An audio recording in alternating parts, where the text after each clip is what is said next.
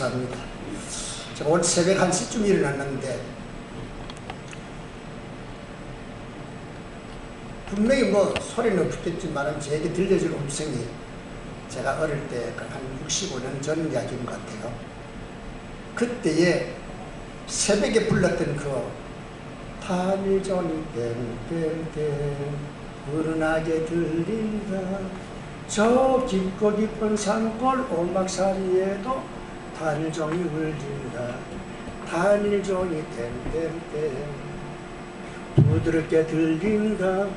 저 오막사리에도 좀 틀린 것 같죠? 65년 전에 불렀던 그 노래가 계속 들려오면서요, 이 하나님이 주신 지상 최대의 선물이라는 그 예수 그리스도가 부각되어 오면서 얼마나 마음이 흐뭇하고 얼마나 감사했던지, 제가 어떻게 신앙생활하고 여기까지 오게 된 그 배경이 주마등 같이 지나가면서 다시 한번 하나님 은혜를 감사하는 그런 시간 가지고 아껴 불렀던 아름다운 이야기가 있네. 정말 이 찬송 부르면서 춤을 추고 싶을 정도로 감격스러웠습니다. 저만 그렇지 않고 여러분 모두에게도 지상 최대의 선물을 받고 감격스러워서 이 은혜와 이 사랑을 어떻게 내가 표현할까, 어떻게 내가 보답할까, 그 감격과 기쁨이 내 삶의 활력소가 되어서 나를 지탱하게 만들고 세상을 이겨나가게 만드는 그런 역사의 길 주의 이름으로 축원합니다. 잠깐 기도하고 말씀드렸습니다. 하나님, 죄로 말미암아 영원히 멸망받을 수밖에 없는 저들을 선택해서 너를 내 것이라 땅 끝에서 땅 못에 불러 하나님의 선민 삼아주시고, 우리는 완악하고 교만해서 하나님 믿을 생각도 못했지만 하나님께서 우리에게 믿음이 귀한 선물 주셔서 이렇게 그리스도 예수를 구주로 영접해서 하나님의 자녀되게 하신 것 생각할 때 너무 고맙고 감사합니다. 하나님, 사람의 그 어떤 말로 표현할 수 없는 엄청난 지상 최대의 선물 예수 그리스도께서 주셨습니다. 2000년 전에 오신 그 예수님을 우리가 상기하면서 그 선물 받은 자의 그 뜨거운 감격과 기쁨이 우리 가슴속에 다시 한번 되살아나는, 그래서 잊혀져 갔던 시골 같은 우리의 가슴 속에 다시 한번 첫사랑 첫믿음이 회복되는 그런 거룩한 역사가 있도록 이 시간을 축복해 주옵소서. 종을 세웠습니다. 종은 입술이 둔하고 마음이 강박합니다. 그러기에 종에게 맡기지 마시고 주의 성령께서 이 시간 우리 성도들에게 말씀 전하게 해주시고 성도의 마음을 감동적 은혜 받는 복된 시간으로 이끌어 주옵소서. 예수님 이름으로 기도합니다. 아멘. 예수님이 왜 오셨느냐 묻는다면은 여러분 각자 나름대로 다 대답하겠습니다만은, 죄로 말미암아 지옥에 갈 인생들에게 구원을 안겨주어 새로운 생명과 자유와 평안을 누리게 하고 파괴되고 폐허된 세상을 회복시키려고 하나님께로부터 보내심을 받은 분이십니다. 여러분, 사형 선고가 내려졌습니다. 어떤 죄로 말미암아 마땅히 사람은 언도를 받고 죽어야 합니다. 그런데 그 사람을 대신해서 죽겠다고, 그래서 그 사람의 모든 죄값을 짊어지고 대신 죽겠다는 구원자가 나타났다 한다면은 그 사람에게는 그 구원자가 왔다는 사실보다 더 반갑고 귀한 소식은 없을 겁니다. 어때요? 여러분은 자신이 죄로 말미암아 멸망당할 수밖에 없다는 사실을 인식하고 있습니까? 만약에 여러분이 그런 마음의 절정에 도달했다가 예수 그리스도가 내 죄와 죽음 문제를 해결하고 영원한 심판에서 구원하기 위해서 왔었다는 사실이 인식되어진다면 이 성탄절은 그냥 보내지지 않는 거예요. 그야말로 옥합을 깨뜨리고 향유를 쏟아붓고, 그리고 동방바사들처럼 향문과 유황과 모략을 드리면서 다 하지 못하는 하나님의 은혜와 사랑 앞에 감격스러워서 찬양할 수밖에 없는 그런 자리에 이르게 됩니다. 사형 선고가 내려진 죄수에게 죽음을 대신할 구원자가 왔다는 소식보다 더 반갑고 귀한 소식이 없는 것처럼 죄로 말미암아 멸망당할 인생을 구원할 구주가 하나님의 선물로 이 땅에 오신다는 소식보다 더 기쁜 소식은 없는 거죠. 여러분 이 소식에 대한 감격을 갖고 있습니까? 많은 사람들이 성탄절이 다가와도 좋은 줄을 몰라요. 예수 그리스도에 대한 이야기를 해도 흥분이 안 갑니다. 왜냐? 자기는 한 번도 죄로 말미암아 멸망한다는 사실을 알지 못하기 때문에. 그러니까 내가 만약에 10억이라는 빚을 져가지고 꼼짝없이 나는 평생을 감옥에 살 수밖에 없는데 그 10억이라는 그 빚을 갚아줄 자가 나타나서 당장 갚아줄 내가 해방된다면 감격스럽지 않겠어요? 한 번도 10억이라는 빚을 져본 일이 없는 사람은 10억을 빚졌다 해도 감각이 없고 탕감을 받았다 해도 기쁨이 없는 것처럼 죄로 말미암아 내가 심각한 멸망을 받을 수밖에 없다는 사실이 인식되지 못한 자에게는 예수 그리스도가 왔다 할지라도 감격스럽지 못합니다. 예수 그리스도가 무능해서 그런 겁니까? 아니에요. 예수 그리스도는 전능하신 하나님이에요. 영광을 받으시고 하늘 보좌에서 여러분과 나로 하여금 경배를 받아야 마땅한 그분이 친히 이 땅에 오셨습니다. 그분이 와서 당신의 몸을 희생해서 우리를 구원했단 말이에요. 그 사실이 나를 위한 것이라고 믿어진다고 한다면 주일날 예배가 지금 여러분이 예배를 잘못 드린다는 게 아니라 여러분 저는 건성을 예배 드리겠다는 말입니다. 아침부터 설레는 마음 가지고 정말로 문을 들어오면서도 주님 웬 은혜입니까? 웬 사랑입니까? 너무나도 가버린 그 은혜 앞에서 몸둘 바를 찾지 못해서 흐느껴 면서 찬양할 수밖에 없고 기도할 수밖에 없는 것이 우리 현실일 거란 말입니다. 그런 감격이 있나요? 없죠. 오늘 여러분에게 이런 하나님이 주신 지상 최대 선물, 여러분 뭐 아파트 당첨됐다고 좋아하고 대학교 간다고 좋아하지만 그보다 더 좋은 것이 뭐요? 예수 그리스도가 나를 위해서 이 땅에 와서 내 대신 십자가지에 죽었다는 사실. 그래서 내가 그 은혜로 말고 내가 구원받았다는 사실. 이 감격스러움이 우리의 삶을 지탱하고 있는 거잖아요. 저는 목회하면서 참 힘들 때가 많았어요. 남들보다 더 많은 병치를 했기 때문에. 그런데 그 모든 고비만 이겨나갈 수 있는 그 길은 뭐예요? 그 힘은 어디서 왔느냐? 주께서 나를 위해 십자가에서 당신 희생하면서 나를 사랑했다. 비록 내가 험한 길 걷고 병들고 고통 가운데 있다 할지라도 주님이 나에 대한 사랑과 그 언약은 변하지 않는다. 할렐루야. 그 사실이 믿어질 때에 주님 내 고통 주님 아시죠? 나를 연단하실 때는 금같은 믿음으로 세우기 위한 과정인 줄 믿어. 그래서 올 테면 오라. 나는 또 새로운 세계로 진행한다 하는 그런 마음이 나를 이기게 만들었습니다. 오늘 여러분에게도 그와 같은 역사가 일어나기를 주의 이름으로 축원합니다. 그러니까 까닭에 누가복음 2장 8절 11절에 그 지역의 목자들이 밖에서 자기 양떼를 지키더니 주의 사자가 곁에 서고 주의 영광이 그들을 두루 비치며 천사가 이르되 무서워하지 말라. 내가 온 백성이 미칠 큰 기쁨의 좋은 소식을 너희에게 전하노라. 다윗의 동네에 너희를 위하여 구주가 나서시는 곧 그리스도 주시니라. 이렇게 기록되어 있는 겁니다. 그냥 이야기를 한 게 아닙니다. 하나의 역사만을 기록한 게 아닙니다. 그 역사가 있어가지고 그 역사가 오늘 현재까지 진행되고 있고 누구든지 믿는 자는 구원받는 할렐루야. 그것을 우리 분명히 말씀하고 있는 겁니다. 예수님의 탄생이 온 백성에게 미칠 가장 크고 가장 기쁘고 가장 좋은 소식이라는 겁니다. 누구를 위해서? 나를 위한 소식입니다. 나를 위한 소식입니다. 남의 소식 같으면 상관없어요.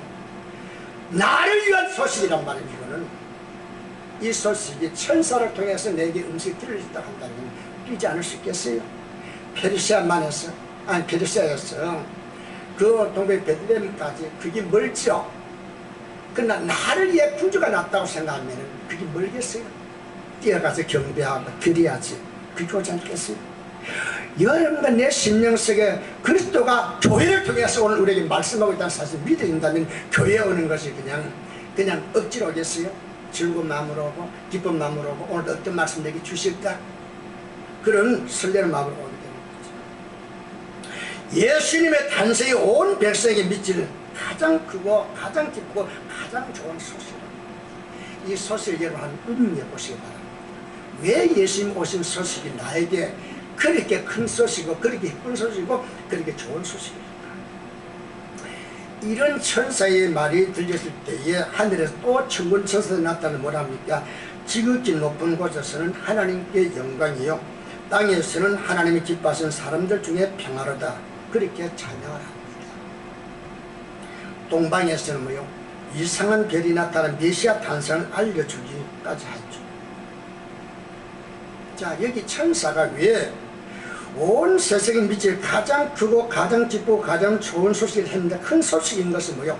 온 세상 누구에게나, 믿는 자에게나 믿지 않는 자에게나 헬라인에게나 유대인이나 누구에게든지 예수 그리스도 오신 사건은 다 영향을 끼치게 된다는 것이죠. 그래서 우주적인 소식이기 때문입니다. 가장 기쁜 소식인 것은 뭐요? 인생의 모든 불행과 죽음 문제를 깨끗이 해결하고 구원과 영생 안겨주는 소식이기 때문에 그렇다는 겁니다. 불행스럽다고 생각합니까? 사는 게 힘들다고 생각합니까? 그 문제를 해결할 수 있는 일이 예수 그리스도의 탄생으로 말미암아 우리에게 주어진다는 거예요. 할렐루야. 얼마나 감사해요. 다만 여러분과 내가 아직 그 문제를 해결하지 못하는 이유는 뭐야? 아직도 예수님과 나의 관계가 연결이 안 됐기 때문에 그런 것이죠. 좋은 소식인 것은 뭡니까? 예수 안에서 새로운 생명으로 출발하게 만듭니다. 풍성한 은혜와 소망 가운데 새로운 길이 열리기 때문입니다.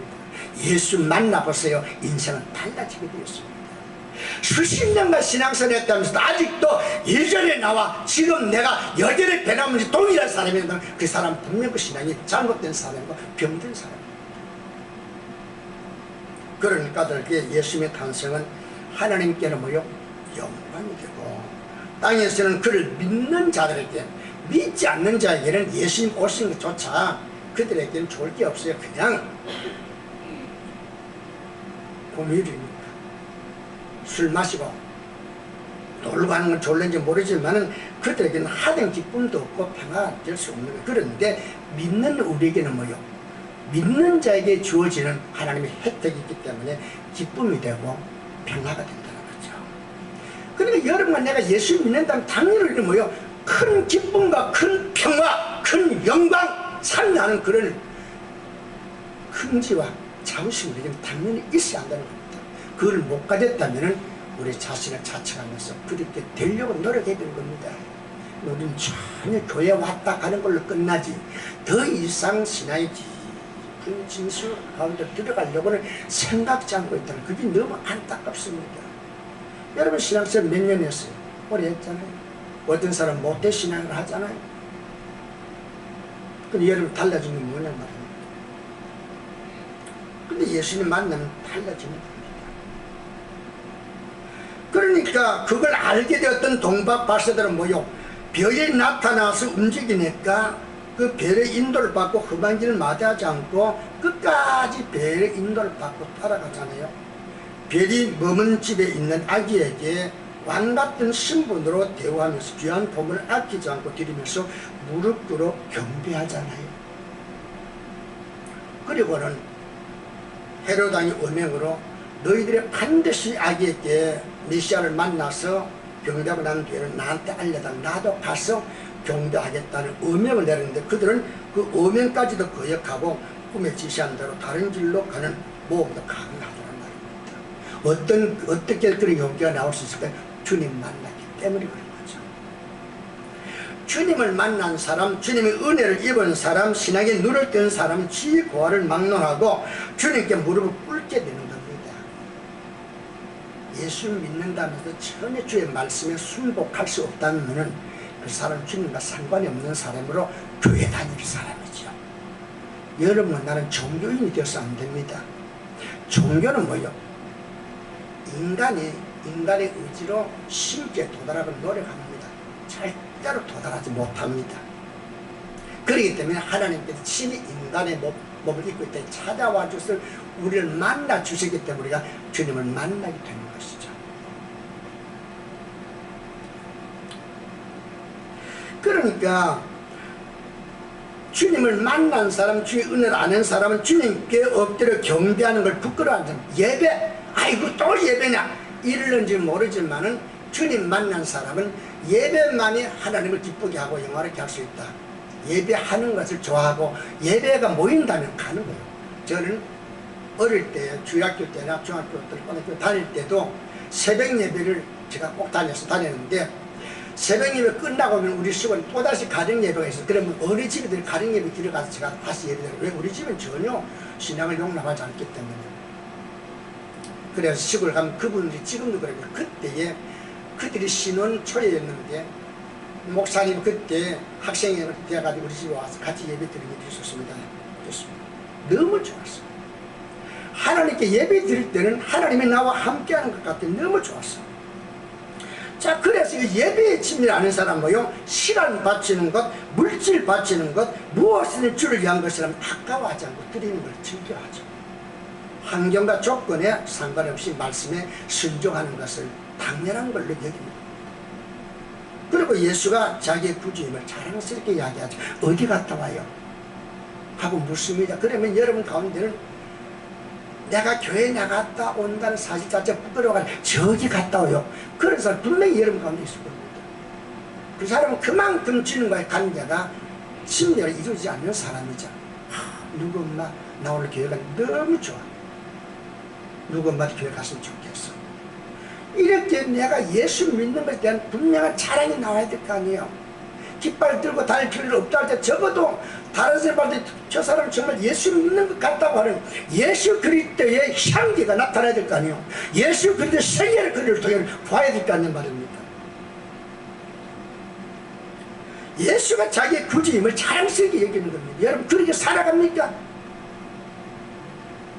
누가 예수 믿느냐고 묻는다면은 믿는다는 말조차 한 번을 하지 못하고 지금 숨어 사는 게 여러분 아닙니까?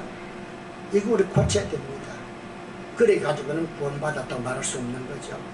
목자들과 박사들은 아기 예수로부터 설교 들은 일 없습니다. 아기가 그때부터 설교했겠어요? 내가 너희들 메시아로 왔다 이렇게 설교했겠어요? 병든 자를 고치고 죽은 자를 살리게 이적과 기사를 본 것도 아니에요. 그런데 성령께서 계시해 주니까 메시아임을 알게 되어지고 알게 되어질 때 예수님께서 경배해라. 황금 유황 모락을 내게 바치라. 그래 드렸나요? 속에서 우러나오는 마음으로 예물을 바치게 되고 헤롯 왕의 명령도 어겨가면서 하나님 말씀을 순종하는 걸 보게 되잖아요. 신앙은 없지 않아요. 내 안에서도 우러나와야 되는 거예요. 여러분의 신앙생활이 우러나오는 신앙입니까? 의무적인 신앙입니까? 의무적인 신앙생활은요 기쁨도 없고 평안도 없고 확신도 없는 거예요. 내가 노력하는 거지. 예수님을 나를 구원하기 위한 하나님의 선물을 아는 사람은 예수를 자기 왕으로 삼아 섬기며 하나같이 구원의 감격과 기쁨으로 살아가는 겁니다.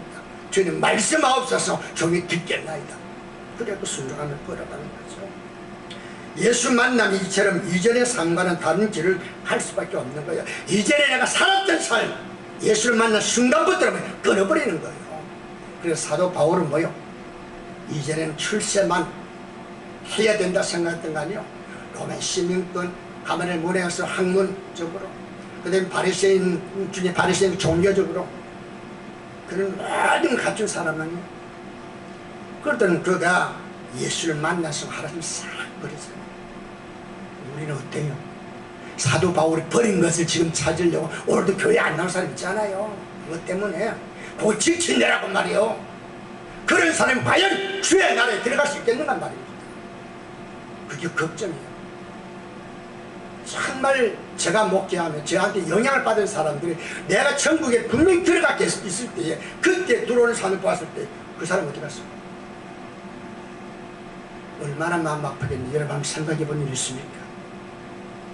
주님은 당신의 품 안에 여러분과 나를 다 기억이 두고 있어요.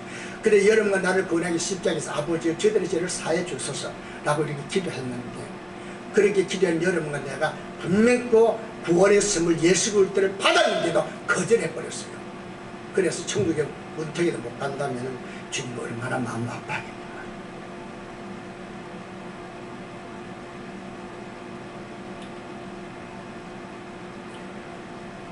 여러분과 내가 진정 예수님을 바로 알고 그분을 구주로 영접했다는 성탄절은 우리의 생애 가장 귀한 날이죠.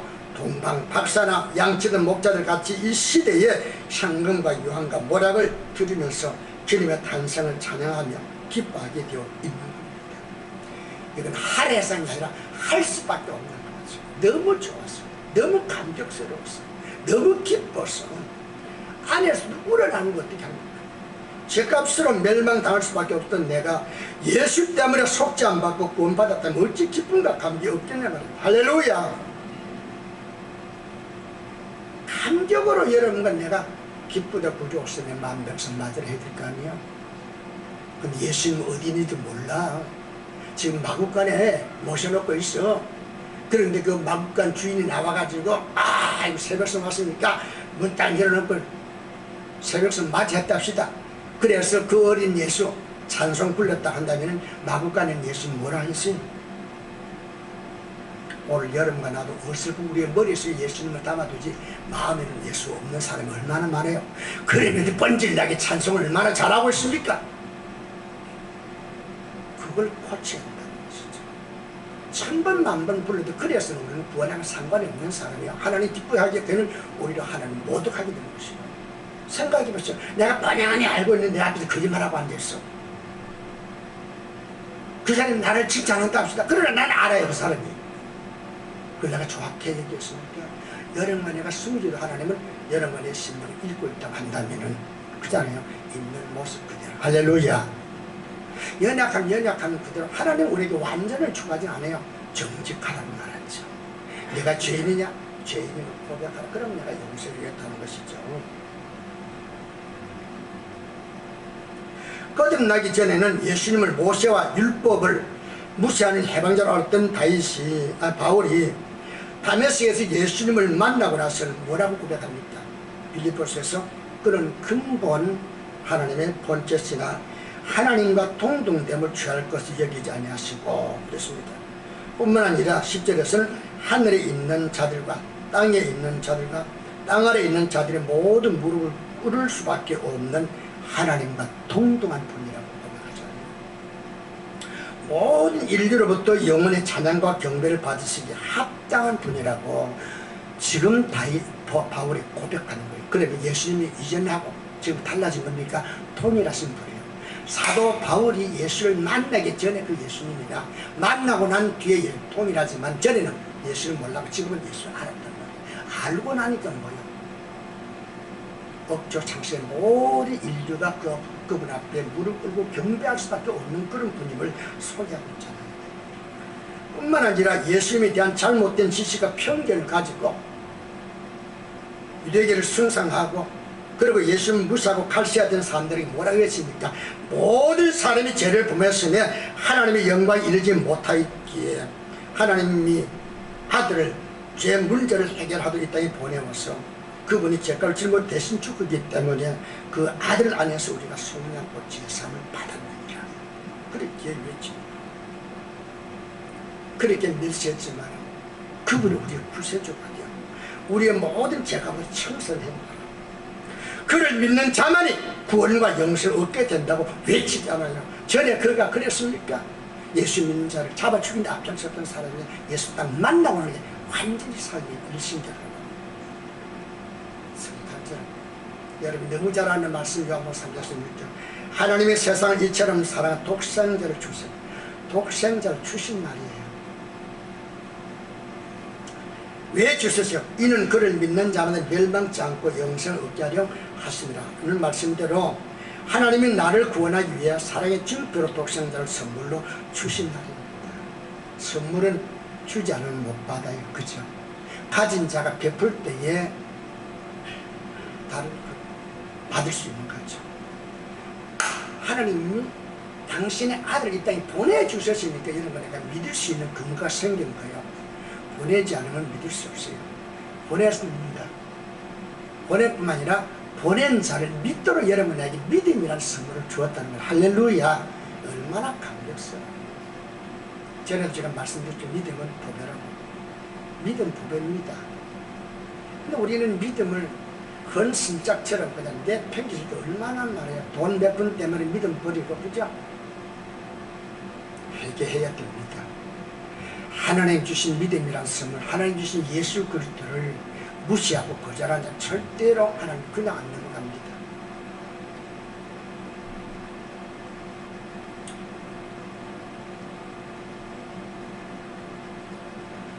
나 같은 죄인에게 독생자를 선물로 안겨주신 하나님의 사랑이 증명된 날이고, 하늘 보좌를 버리시고 이 땅에 오셔서 나 대신 십자가를 지신 주님의 은혜가 선포된 날. 하나님의 사랑과 주님의 은혜가 선포된 날이 무슨 날이라고요?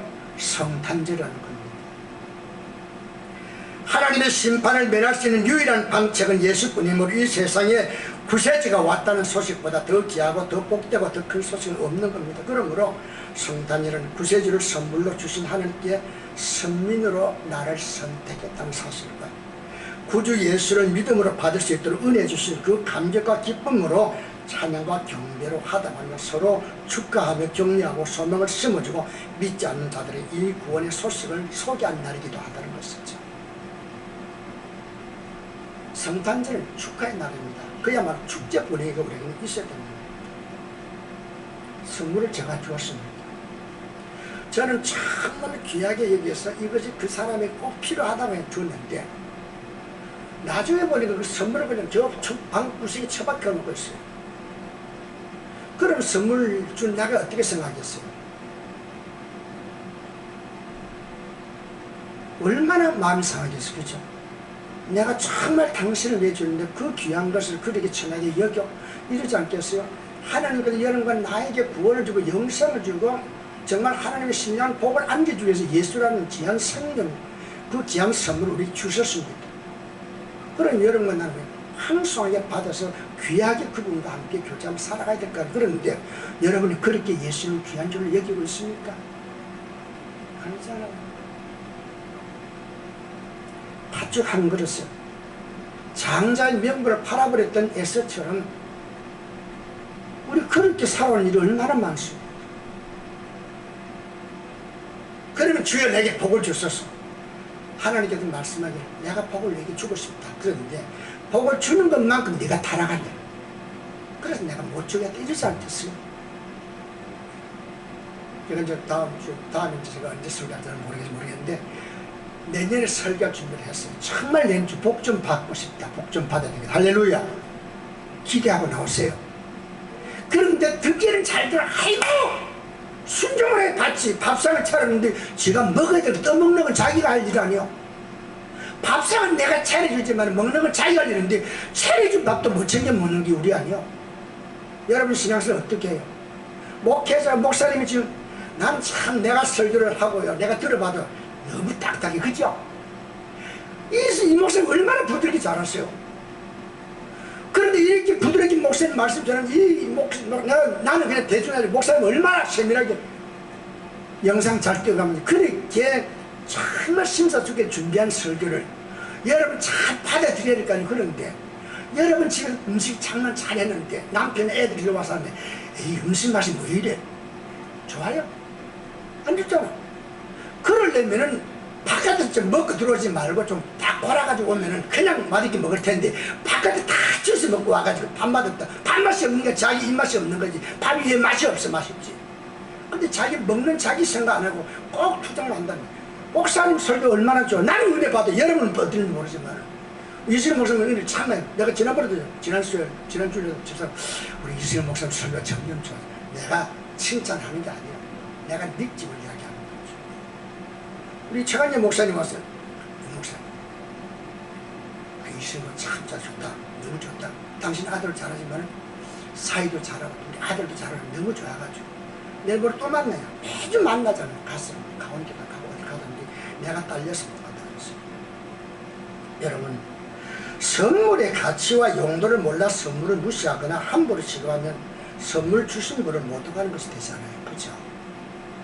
하나님께서 아들을 선물 주실 때 그 과정이 여러분 그냥 가라 해서 온 게 아니란 말이에요. 십자가에 피 흘려 죽기까지 하면서 구원을 완성시킨 자로 줬단 말이에요. 여러분은 그냥 받아들이지만 하나님은 엄청난 희생을 통해서 여러분 나에게 귀한 선물 주셨단 말이에요. 근데 그 성의를 몰라보고 에이구 예수 믿는 거 뭐 이러면은 이게 안 되잖아요. 가슴 손을 얹고 보세요. 여러분 교회 다니면서 하나님의 마음을 아프게 하는 한두 번이에요. 심심하면 교회도 그냥 옮기기도 하는가 하면 주고받기도 하고 벨 혼자도 두들거리고 다 하나님이 다 기억하세요. 아니 이상하게 60년 전에 70년 전에 그때 꿈이 그때 이야기가 왜 꿈으로 다 나타났냐 말입니다. 신기하잖아요. 그죠? 어떻게 나타나요? 나도 몰라 왜 나타났는지 모르지만 하여튼 나타나요. 그때 그 영상 지금도 또렷이 나타난다. 그렇다고 한다면 하나님께서는 생명 줄기로 한 우리의 모든 행위력을 들춰내지 않겠냐 말입니다. 예수님의 존재를 몰라 거절한다면 선물을 주신 하나님도 우리가 모욕하는 것이고 선물이신 주님을 모욕하는 죄가 된다는 것이죠. 하나님은 창자 올 구원의 그림자로 노아 때는 무엇을 통해서 구원받아 그랬어요? 방주를 통해서 구원받아 그랬죠. 6월절 밤에는 무엇을 통해서? 양을 통해서 죽음을 면하라 그랬습니다. 여러분 그 너무 쉬운 거 아니에요? 들어가면 돼요. 피를 바르기만 하면 돼요. 그게 무슨 착한 일 하느냐 못하느냐 그건 상관없어. 그냥 믿고 방주에 들어가느냐 피를 발라느냐 거기에 따라 구원이 있고 없고요. 어떻게 됐어요? 방주는 어린 양을 무시하고 거절한 사람 하나같이 심판을 믿지 못하고 멸망당하고 말았어요.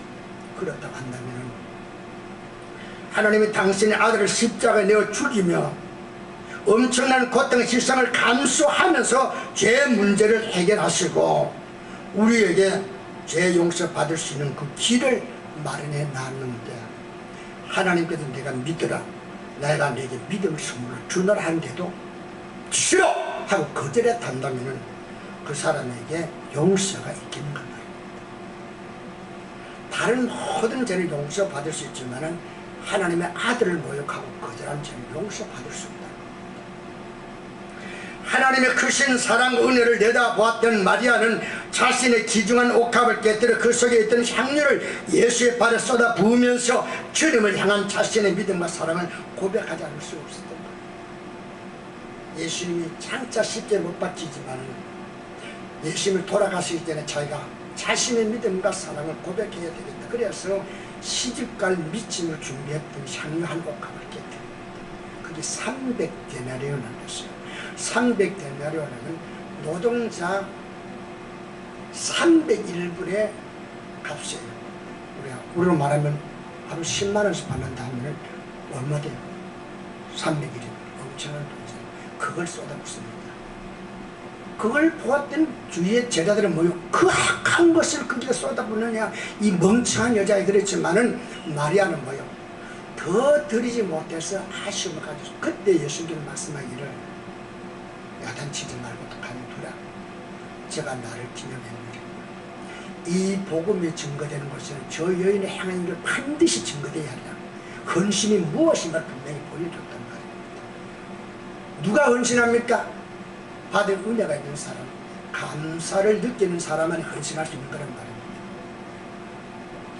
여러분과 내가 의무적으로 집사 세가고 내가 집사 되겠습니다. 1000번 만번 골백번 여러분 세약해도 그건 상관없어요.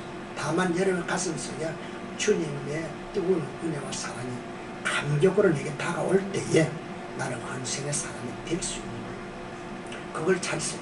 난 정말 하나님으로부터 받은 은혜와 사랑이 있는가? 있다면은 서약서 하세요. 없다면 하지 마세요. 있을 때까지 기다렸어요. 그런 사람들은 뭐요? 감사의 조건을 발견을 못한 사람들이 자리에 앉으니까 뭐요? 가타부타 자기 유익이 되냐 안 되냐 자기 기분에 만나면 소리치는 것이지 진정 은혜 받은 사람은 아무 말 없이 봉사하는 거예요. 믿음과 사랑이 머무는 곳에는 뭐요? 반드시 순종이 나타나죠. 반드시 섬김이 나타나게 되는 겁니다. 섬김 없다? 사랑이 없는 거죠. 순종이 없다? 믿음 없는 거죠. 아이고 목사님 나 정말 열심히 하나님 열심히 그럼 왜 주일 성수 안 해요? 그럼 왜 11조 안 해요? 믿음은 분명 그 내 안에서 무언가를 통해서 증명되게 됩니다. 진리가 나타나는 겁니다. 그런데 아무런 증거가 안 나타나 그 믿음이 없는 거죠. 여러분의 아내를 사랑 남편을 사랑 사랑의 표현을 반드시 하잖아요. 그잖아요. 안 해요? 나만 해요 그러면? 하잖아요. 사랑합니다. 그럼 사랑이 말로 하지만은 뭐요? 행동으로 보이잖아요. 혹은 또 선물로 보이잖아요. 마찬가지라는 거죠. 정말 예수가 우리의 구주이시라면 마리아처럼 마음의 향료를 쏟아부어 주를 향한 우리의 믿음과 사랑과 감사를 표현하니 마땅하지 않냐 말이야. 하늘로부터 귀한 선물을 받았다면 그 감격과 기쁨으로 예수 그리스도를 자랑하며 구원의 은총을 찬양하며 온 마음과 정성을 다하여 경배하는 삶을 고백에 반드시 있게 되는 것이죠. 성탄절은 그래서 반드시 예물을 드리는 거예요. 예물 드린다 이렇게 하면 여러분 헌금이라고 생각하면 그렇게 생각하면 큰 잘못이에요. 여러분 진정 하나님에 대한 고맙고 감사함이 있다면 그 고맙고 감사 뭘로? 입술로 표현하죠. 그죠? 그 다음 뭐요? 행동으로 표현하죠. 더 나아가서 뭐요? 물질로 표현되는 거예요. 그러니까 단돈 500을 하더라도 반드시 하세요. 하지 않는 것도 고의적으로 하나님을 싫어하는 것과 마찬가지라는 거예요. 알겠어요? 근데 원로 목사 되니까 내가 이야기하는 거지 우리 목사는 못해요. 여러분한테 그 말 실망할 것 같아. 나는 설교 한 번 끝나는 사람이니까 내가 이런 말을 여러분 그냥 이제 지나가는 뭐 원로 목사 하겠다는 사람 그렇게 흘려보내면 돼요. 그런데 하세요. 오늘 아침에도 이찬수 목사님 설교 듣다가 그런 얘기 하더라고요. 저기 김삼환 목사님도 그 얘기 하더라고요. 믿음이 있다. 믿음 반드시 행동을 나타나는데 그 구체적인 게 뭐냐? 주일 성수라는 거예요. 주일 성수 못한다? 믿음이 없다. 그런 말이었어요. 내 말 아니요. 김삼환 목사님이고 이창수 목사님이니까 거기 가서 따지세요.